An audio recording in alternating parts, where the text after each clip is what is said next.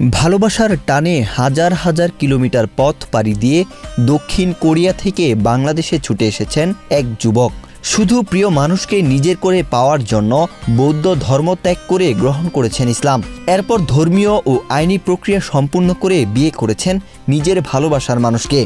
ব্যতিক্রমী এই প্রেমের গল্প ঘিরে তিস্তা পারে সৃষ্টি হয়েছে ব্যাপক কৌতূহল ও আগ্রহের।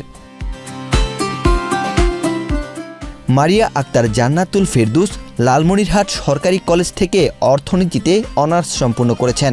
তিনি সদর উপজেলার পাঙ্গাটারি এলাকার বাসিন্দা আফজাল হোসেনের মেয়ে। বসুন্ধরা ডায়াপেন্ট এখন আরও উন্নত। এই hot air through top sheet দ্রুত শোষণ করে সোনামণিকে দেয় কোমল অনুভূতি। সামাজিক যোগাযোগ মাধ্যমে দক্ষিণ কোরিয়ার যুবক কিম হিউন সুর সঙ্গে তার পরিচয় হয়। পরে ভাষা শেখার সূত্র ধরে বন্ধুত্ব, আর সেই বন্ধুত্বই এক সময় রূপ নেয় ভালোবাসায়। ধীরে ধীরে কিম হিউনসু ও মারিয়ার সম্পর্ক গভীর হতে থাকে। অবশেষে ভালোবাসার সম্পর্ককে পরিণতি দিতে গত ৮ই জুন বাংলাদেশে আসেন কিম হিউনসু। এরপর রংপুরের কেরামতিয়া জামে মসজিদে ইসলাম ধর্ম গ্রহণ করেন তিনি।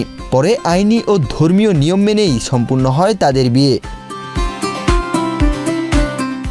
সুদূর কোরিয়া থেকে আসা এই ভিনদেশি জামাইকে ঘিরে এখন তিস্তাপাড়ের পাটাঙ্গারি গ্রামে উৎসবের আমেজ বিরাজ করছে।